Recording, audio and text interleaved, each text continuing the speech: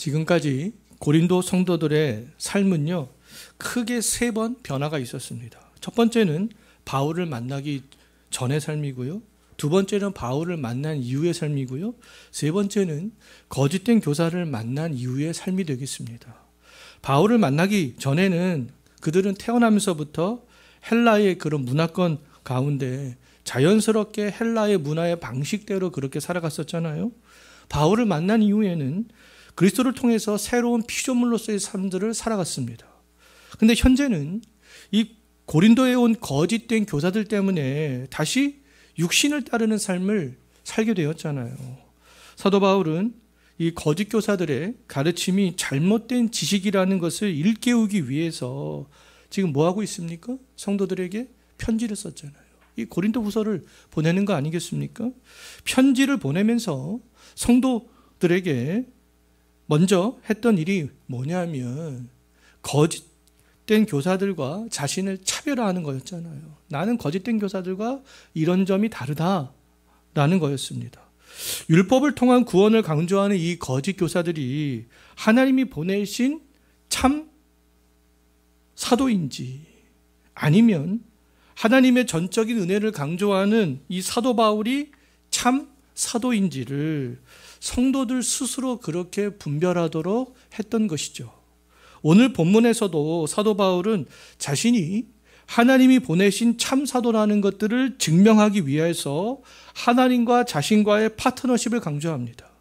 하나님과 자신과의 파트너십을 강조하면서 사람이 써준 추천서를 강조했던 거짓 교사와 차별화하는 것을 볼 수 있어요. 고린도후서 3장에서 우리가 살펴봤듯이 거짓 교사들은 사람이 써준 추천서를 신뢰했잖아요. 그것을 자랑했습니다. 거짓 교사들은 추천서를 써준 사람을 자신의 파트너로 지금 내세우고 있는 거 아니겠습니까? 반면 사도 바울은 누구를 지금 파트너로 내세우고 있는지 1절 한번 보십시오. 뭐라고 말씀하고 있습니까?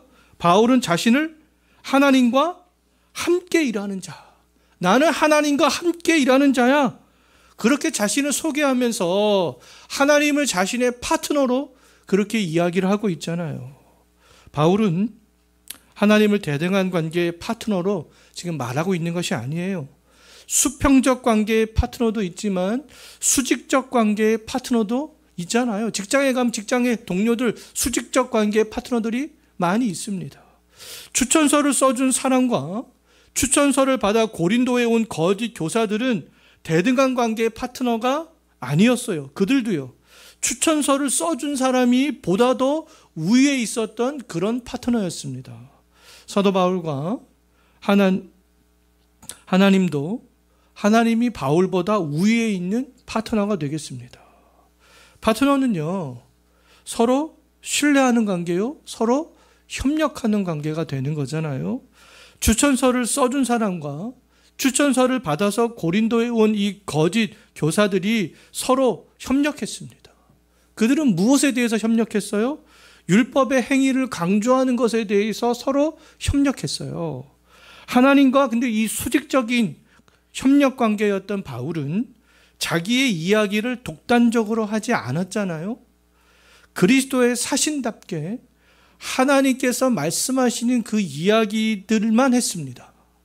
서로 협력하여 사람의 이야기를 하는 사람과 하나님의 이야기를 하는 사람들 중에서 그럼 누구의 말을 더 신뢰해야 되는가? 그것을 사도 바울은 강조했던 것이죠. 이미 그것은 판명이 난 거 아니겠어요? 오늘날에도 이단에 현혹된 사람들을 가만히 생각 한번 해보십시오. 그들의 공통점은 성경의 이야기를 하는 것 같지만 결국에는 누구의 이야기를 합니까? 교주의 이야기를 결국에는 하잖아요. 교주와 그들은 파트너 삼은 거 아니겠습니까? 이단이 아니더라도 세속화된 교회일수록 사람의 이야기를 많이 하는 것을 볼 수 있어요. 어떤 외형적인 이야기를 많이 하는 것을 볼 수 있습니다. 그런데 사도 바울은 사람의 이야기를 하지 않잖아요. 거짓된 교사들이 추천서를 써준 사람의 이야기를 할 때 사도 바울은 자기에게 직분을 주신 그 하나님에 대한 이야기를 했습니다. 우리는 이미 고린도후서 3장, 4장, 5장을 통해서 살펴봤어요. 바울은 하나님이 자신을 새 언약의 일꾼으로 화목의 사신으로 임명한 것들에 대해서 설명했잖아요. 하나님이 새 언약의 일꾼에 자격을 주셨다. 나의 만족, 나에게 자격을 주신 분은 하나님이야. 이미 고린도후서 3장 5절에서 그것을 밝혔습니다. 또 하나님이 그리스도를 대신하여서 화목을 간청하는 사람으로 나를 세웠어. 고린도후서 5장 20절에서 그 사실을 밝혔잖아요. 정말 사도 바울은 하나님의 신실한 파트너로서 하나님이 주신 직분을 신실하게 수행해 나갔습니다. 그리스도를 대신하여 자신을 미워하는 성도들에게 화목을 간청했잖아요. 성도들이 그래서 다시 그리스도께 돌아올 수 있도록 최선을 다하는 그런 사역들을 감당해 나갔습니다. 오늘날 하나님이 우리를 새 언약의 일꾼으로 보내셨고 우리를 그리스도를 대신하여 화목의 사신으로 보내셨습니다. 하나님이 그리스도를 대신하여 사람들에게 화목을 간청하도록 그리스도 대신에 우리들에게 그런 사명을 주신 거잖아요. 우리가 대신 그 화목을 간청하도록 우리를 파트너 삼으셨다라는 것이죠. 그렇다면 우리는 차별화 되어져야 되는 거 아니겠어요? 바울이 거짓된 교사들과 자기를 차별화했듯이 차별화 되어져야 되는 것이죠. 우리는 사람의 지식을 전달하는 사람이 되어서는 안 되는 거 아니겠습니까? 하나님을 부인하는 지식인들이 자신의 이성으로 만들어낸 지식을 전달하는 사람이 되어서도 안 되는 거 아니겠어요? 우리는 사람의 지식을 내세우는 사람들과 차별화 되어져야 되는 것이죠. 왜냐하면 우리는 하나님이 세우신 사람들이요 하나님과 함께 일하는 그런 사람들이기 때문에 그렇습니다. 오늘날 우리는 2000년 전 이 땅에 오신 그리스도가 하나님과의 화목을 이루신 그 일을 대신하는 그런 사람들로 하나님께서 부르셨잖아요. 하나님과 함께 일하는 자였던 사도 바울이 복음을 오해하여 자신을 적대시했던 고린도 성도들에게 근데 나아갔습니다. 다시 그들도 화목한 관계로 회복할 수 있도록 그들에게 나아갔던 것처럼 우리들이 해야 되는 일들도 나아가는 것이죠. 사도 바울은 그리스도를 대신해서 자신을 오해하는 성도들에게 어떤 말을 했는가? 1절 다시 한번 보십시오. 어떤 말을 합니까? 권면의 말을 하잖아요. 권면의 말을. 사도 바울이 권면하는 뉘앙스는 친구에게 맛있는 음식을 먹어보라 라고 권한 정도의 권면이 아닙니다. 간청하고 부탁하는 뉘앙스가 거기에는 포함이 되어져 있는 거예요. 정말 제발, 부디, 정말 꼭 이런 의미가 포함되어져 있는 것이죠. 사도 바울이 진심을 담아 어떤 권면의 말을 했는지 제발, 부디, 꼭 이런 마음으로 어떤 권면의 말을 했는지 1절 계속해서 한번 보십시오. 뭐라고 말을 하고 있습니까? 하나님의 은혜를 제발 너희가 꼭 헛되이 받지 않았으면 좋겠다. 받지 말라. 그런 아주 간청하는 그런 의미가 포함이 되어져 있는 거예요. 성도들이 율법의 행위를 강조하는 거짓된 말씀 때문에 선물로 주어지는 은혜에서 지금 멀어지고 있었잖아요. 은혜는 하나님이 무조건적으로 죄인들에게 구원을 베푸시는 것을 말합니다. 아무 공로 없이요. 지난날 고린도 성도들은 죄인에게 무조건적으로 은혜를 베푸시는 하나님을 이 사도 바울이 증거하는 복음을 통하여서 믿게 되었잖아요. 그런데 지금은 그렇지 않습니다. 은혜로 충만해야 될 그들의 심령이 지금 텅텅텅텅 비어가는 것이죠. 자꾸 그 심령은 무엇으로 채워가고 있어요? 자기의 의지적인 노력, 그것으로 지금 채워가고 있는 거 아니겠습니까? 거짓된 말씀이 지금 그 은혜를 메마르게 만들어버린 것이죠. 자, 우리의 심령 속에서도 화목의 은혜가 메말라가고 있고 하나님이 주신 그 선물로 주신 구원의 은혜가 메말라가고 있다면 우리들도 어떤 거짓된 말씀, 세상의 방식 이런 것에 현혹되어져 있을 수도 있습니다. 거짓 말씀은 고린도 성도들처럼 참된 성도를, 다른 성도를 막 미워하게 만듭니다. 지금 바울을 미워하잖아요. 막 그렇게 미워하게 만들어요. 그리고 그리스도를 통해서 하나님이 값없이 주신 은혜에서 떠나게 합니다. 그 은혜에 머무르지 못하게 하는 것이죠. 자꾸만 자기의 의로움을 드러내려고 합니다. 하나님이 그리스도를 통해서 행하신 그 화목의 은혜는 기독교의 가장 핵심적인 진리잖아요. 우리가 집중을 해야 될 것은 하나님이 그리스도를 통해서 화목하게 하신 근데 그 은혜입니다. 은혜. 화목의 은혜예요. 화목의 그 은혜에 관심을 갖지 않으면 자꾸 다른 것에 자동적으로 관심을 갖게 될 수밖에 없어요.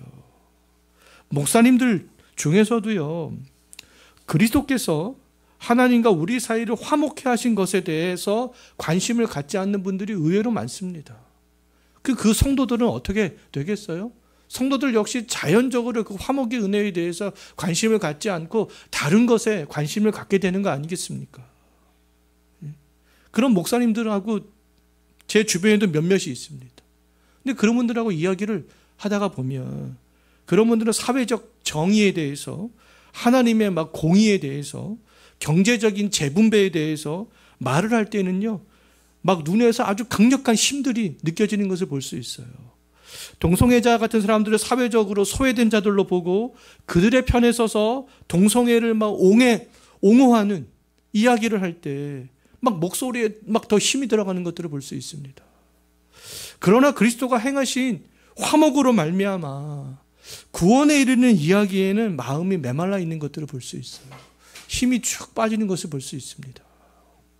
성경을 그리스도 중심의 구속사로 보지 않는 것은요, 하나님의 은혜를 헛되이 받는 것이죠.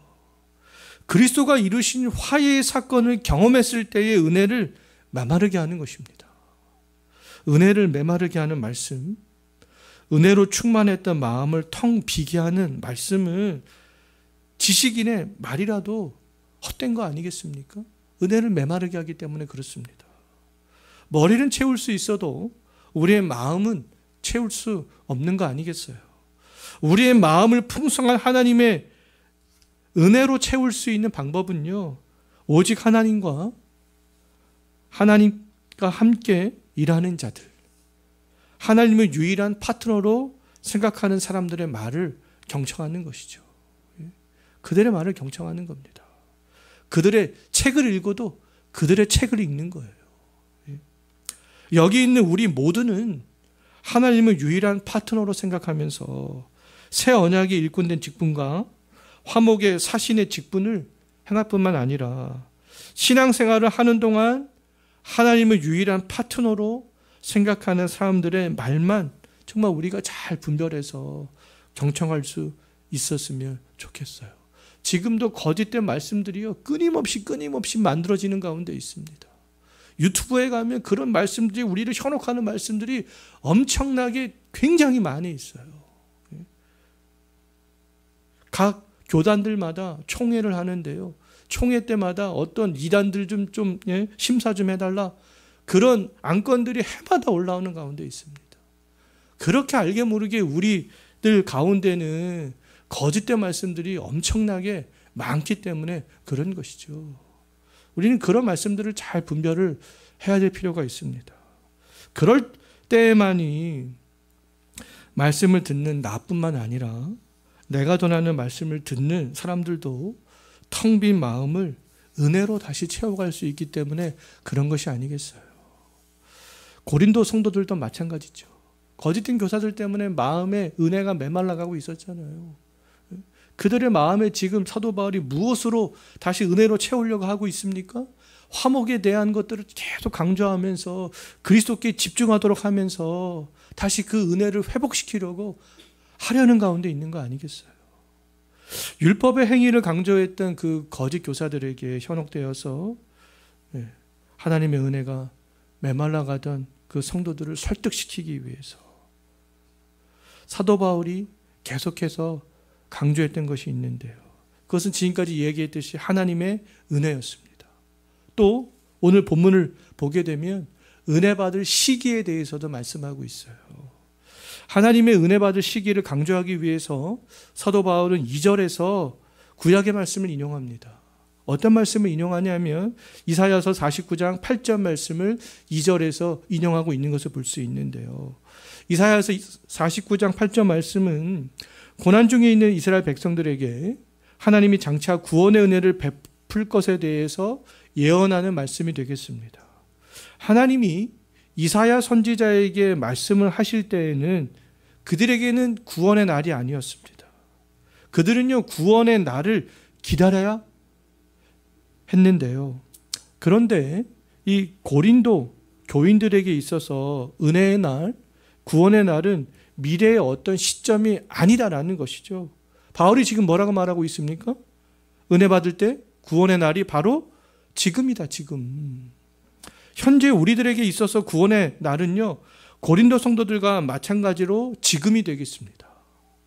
신약시대를 살아가는 사람들에게 있어서 구원의 날은요, 하나님이 그리스도를 통해서 행하신 화목의 말씀을 듣는 지금 이 순간이라는 것이죠.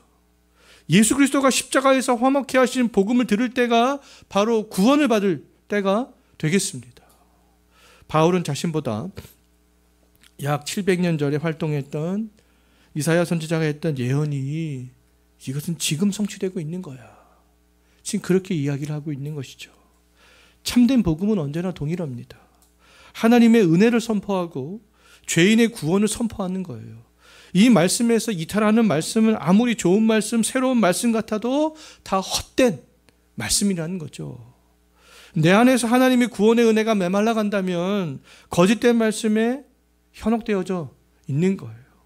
세상 사람들이 강조하는 그 말씀에 유혹되어져 있는 겁니다. 현재 하나님이 그리스도를 통해서 베풀어 주신 구원의 은혜가 충만한지 말라가고 있는지 한번 생각 한번 해보십시오. 내 지금 심령에 어떤 말씀들이, 어떤 지식들이 더 많이 있는가? 내가 무엇을 더 사모하고 있는가? 한번 생각 한번 해보시기 바라겠습니다. 거짓 교사들의 말에 현혹된 고린도 성도들이 하나님의 은혜의 복음으로 충만하게 회복될 수 있는 유일한 길은 바울이 증거하는 말을 듣고 다시 돌아서는 거잖아요. 우리의 마음이 하나님의 은혜로 다시 충만케 될 수 있는 유일한 비결은 그리스도께서 이루신 그 화해의 복음을 생각하는 거죠. 우리가 처음 그리스도인이 될 때 경험했던 그리스도께서 이루신 화해의 은혜가 다시 회복되기를 소망하는 겁니다. 그때 우리가 어떤 행동을 해서 구원의 은혜를 누리게 된 것이 아니었잖아요.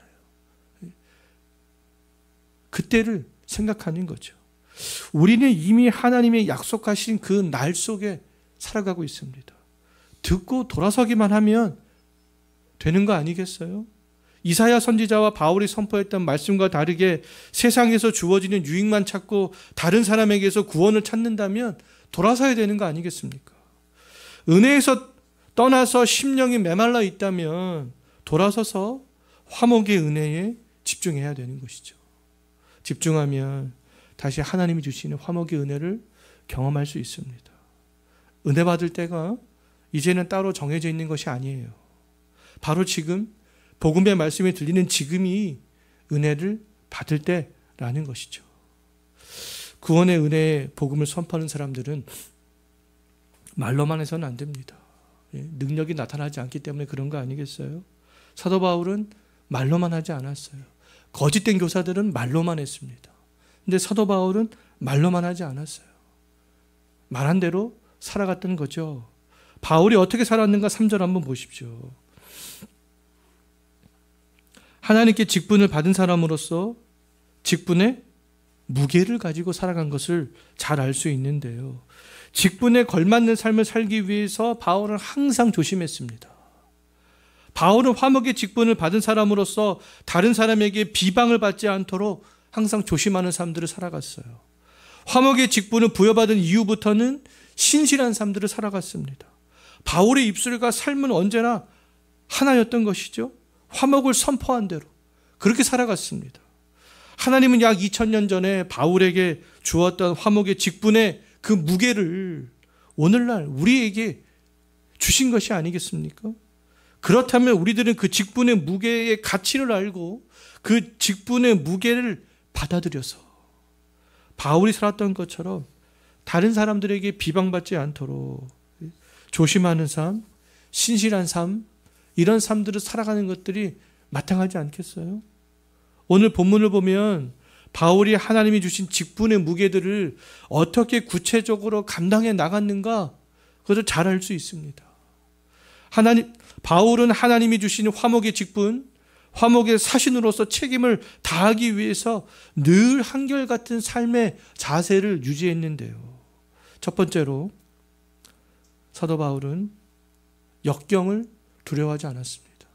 화목의 사신으로 살아갈 때 많은 역경에 직면했는데요. 그 역경에 직면하는 것을 두려워하지 않는 것을 볼 수 있어요. 4절과 5절을 보면 잘 알 수 있습니다. 바울이 하나님이 주시는 그 화목의 직분자, 그리스도를 대신하는 사신의 삶을 살기 위해서 어떤 역경들을 감내했는지 4절과 5절에 보면 나와 있잖아요. 오늘날 우리들이 상상하기 힘든 수많은 역경들에 직면했습니다. 그러나 사도 바울은 하나님의 일꾼으로 자천하면서 모든 역경들을 그대로 다 짊어지고 살아갔던 거죠. 이제는 우리가 그 일들을 해야 될 차례라는 거예요. 하나님은 오늘날 그리스도를 대신해서 우리를 화목케 하는 말씀을 증거할 사람으로 세우셨기 때문에 그렇습니다. 바울보다는 우리가 좀 더 수월하게 그 일들을 할 수 있어요. 우리는 종교의 자유가 있는 시대를 살아가기 때문에 그렇습니다. 그리스도인은 세상의 복을 추구하거나 문화생활을 하듯이 고상하게 종교생활을 하는 사람들이 아니다라는 것이죠. 우리는 하나님이 주신 직분의 무게를 견디는 사람, 그 무게를 짊어지는 사람이라는 겁니다. 자, 두 번째로 사도 바울은 화목의 직분을 받은 사람으로서 이제 바른 그런 삶들을 살아가는 것을 볼 수 있는데요. 6절을 보면 알 수 있어요. 바울은 깨끗한 삶을 살았습니다. 하나님에 대해서 언제나 바른 지식을 가지기 위해서 노력하는 삶을 살아갔고요. 자신을 미워하는 성도들을 향해서도 오래 참고 자비로 그렇게 대하는 삶들을 살아갔던 것을 볼 수 있어요. 정말 사도 바울은 수많은 역경을 당하면서도 그러한 삶의 자세를 언제나 취했던 것인데요. 왜요? 하나님과의 파트너였기 때문에 그렇습니다. 하나님이 그것을 원하시기 때문에. 하나님의 이름이 자기를 통해서 욕되게 하지 않기 위해서 언제나 그런 삶의 자세를 유지했던 거죠. 정말 사도 바울이 살아갔던 삶의 자세가 오늘날 우리들도 살아가야 될 그런 삶의 자세가 아니겠어요? 오늘날 우리들이 하나님의 파트너요, 하나님이 부르신 직분자들이기 때문에 그렇습니다. 우리 그리스도인들이 바울과 같은 삶의 자세로 살아갈 때 사도 바울의 말이 고린도 교인들에게 영향을 주었던 것처럼 우리가 증거하는 말이 다른 사람과 성도들에게 권위 있는 말로 증거가 될 수 있기 때문에 그렇습니다. 자, 세 번째로 바울은요, 화목의 사신답게 하나님 중심적인 사역 방식만을 그렇게 취했는데요. 7절을 보면 잘 알 수 있습니다. 거짓된 교사들이 인간적인 것을 강조하면서 인간적인 추천서를 내세울 때에 사도 바울은 성령의 감화와 거짓이 없는 사랑과 진리의 말씀과 하나님의 능력으로 의의 무기를 좌우에 가지고 지속적으로 사역을 했던 것이죠.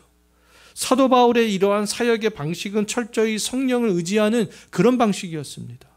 사도 바울은 최선을 다해서 복음을 증거했지만 성령의 역사하심, 성령의 감화하심, 이러한 감화가 자신의 사역 가운데 나타나기를 언제나 기대하면서 사역을 했었잖아요. 사도 바울은 예수 그리스도의 마음으로 사역을 했기 때문에 자신을 대적하는 고린도 성도들을 미워할 수가 없었던 거 아니겠습니까? 오히려 예수님의 마음으로 긍휼히 여기는 마음으로 그들을 바라봤던 거죠. 사도 바울이 또 복음을 증거하고 성도들을 대했던 무기는 언제나 하나님의 말씀과 믿음이었습니다. 한 손에는 하나님의 말씀을 잡고 나갔고 다른 한 손에는 악한 자의 모든 불화살을 소멸하는 그 믿음의 방패를 가지고 나아갔던 거죠. 이러한 사역만이 사람들을 그리스도께로 인도할 수 있기 때문에, 자기가 죄에 넘어가지 않을 수 있기 때문에 이러한 사역의 방식을 취했던 것이 아니겠어요. 우리는 사람들을 그리스도께로 인도하는 일꾼이고요. 성도들을 바른 복음으로 이끄는 그런 직분자들이 되겠습니다. 그렇다면 오늘날 우리가 사용해야 할 사역의 방식도 사도 바울의 방식과 동일해야 되는 거 아니겠습니까? 성령을 의지하고 성도를 사랑하고 말씀과 믿음으로 나아가는 것이죠. 자, 네 번째로 바울은 자기 인생에 자기가 직분자의 무게를 가지고 살아갈 때 나는 항상 역설적인 삶을 살아갈 수밖에 없구나. 그것들을 기억했습니다. 8절과 9절과 10절을 보면 알 수 있는데요. 역설이 뭐겠습니까? 모순된 것 같지만, 두 가지가 모순된 것 같지만 그 모순된 것 속에서 진리를 포함하고 있는 것이 아니겠어요? 하나님의 파트너로 화목의 사신으로 부름받은 사도 바울에게는 언제나 부정과 긍정의 이 두 가지 모습들이 다 있었습니다. 고린도 성도들은 바울을 부정적인 시각으로 바라봤지만 하나님은 바울을 언제나 긍정적인 시각으로 바라봤잖아요. 한 사람에게서 긍정과 부정이 모두 나타나는 것이 모순처럼 보일 수 있지만 하나님의 파트너로 부름을 받은 사람들에게는 이 두 가지 모습들이 다 드러나야 정상이다라는 것이죠. 모순되는 것에서 진리가 드러나기 때문에 그렇습니다. 우리를 향한 사람들의 부정적인 평가, 그렇다면 우리가 두려워할 필요가 없는 거 아니겠어요? 우리가 두려워해야 할 것은 바로 하나님의 평가가 되겠습니다. 새언약의 일꾼과 화목의 사신에 대해서 정확히 알지 못하는 사람들은요, 우리를 부정적으로 평가할 수 있습니다. 그때 우리가 기억해야 될 것이 바로 이 역설이라는 거예요. 역설. 우리에게는 8절을 보면 나와 있잖아요. 영광과 욕됨이 함께 있고 악한 이름과 아름다운 이름, 즉 비난과 칭찬이 우리는 언제나 함께 있다. 또 거짓된 말씀에 현혹된 사람들에게는 우리들이 속이는 자 같고 인간이 써준 추천서가 없어 무명한 자 같고 죽은 자 같고 고난 때문에 징계를 받는 자 같고 근심하는 자 같고 가난한 자 같고 아무것도 없는 하찮은 존재처럼 보일 수 있습니다. 거짓된 말씀에 현혹된 사람들에게 우리가 그렇게 보이는 것이 정상이라는 거예요. 오히려 그들에게 우리가 부러워할 만한 사람으로 보이는 것이 비정상이라는 겁니다. 그들이 우리의 삶을 담고 싶어 하는 것이 비정상적인 거 아니겠어요? 불신자들이요. 그러나 우리는 누구보다 우리가 그러한 자가 아니다라는 사실을 잘 알고 있습니다. 화목의 은혜 속에서 우리를 바라보는 것이죠. 화목의 관점으로. 화목의 은혜 속에서 우리를 평가하는 겁니다. 우리는 참된 진리를 말하는 사람들이고요. 하나님 나라에서는 유명한 사람들이잖아요. 살아있는 사람들이 되겠습니다. 하나님의 이름을 위해서 고난을 받지만 고난 가운데서도 믿음으로 살아가는 사람들이죠. 주 안에서 항상 기뻐할 수 있는 사람들입니다. 실상은 가난하지만 많은 사람들을 살리는 부유한 사람들인 것이죠. 영혼을 살리는 사람들 아니겠습니까? 우리의 인생은 모순된 것처럼 보이지만 모순 속에서 진리를 드러내는 인생들이 되겠습니다. 자, 언제나 우리의 삶들이 이렇구나 라는 것들을 기억했으면 좋겠어요. 자, 이제 말씀을 정리하고 마치겠는데요. 우리들은 하나님과 함께 일하는 자들이 되겠습니다. 우리의 파트너는 사람이 아니라 하나님이 되는 거 아니겠습니까? 하나님이 우리를 파트너 삼으신 이유는 하나님의 은혜를 잊은 사람에게 은혜를 다시 강조하여서 구원의 은혜를 선포하도록 하기 위해서 우리를 하나님께서 파트너 삼으신 것이죠. 함께 일하는 자로 삼으셨다라는 거예요. 그렇다면 우리가 할 일은 은혜를 잊은 사람들에게 지금이 구원받을 날이야. 지금이 은혜 받을 날이야. 그것을 선포하고 가르치는 겁니다. 우리는 하나님의 파트너로서 하나님이 맡기신 일을 하기 위해서는요, 화목의 사신으로 또 비방을 받지 않는 삶, 불신자들에게 신실한 삶을 언제나 유지하는 것이죠. 정말 이번 한 주 살아가면서 하나님과 함께 일하는 일꾼으로서, 파트너로서, 함께하는 사람으로서 그런 삶들을 꾸준히 살아갈 수 있는 저와 여러분이 되었으면 좋겠습니다. 기도하겠습니다.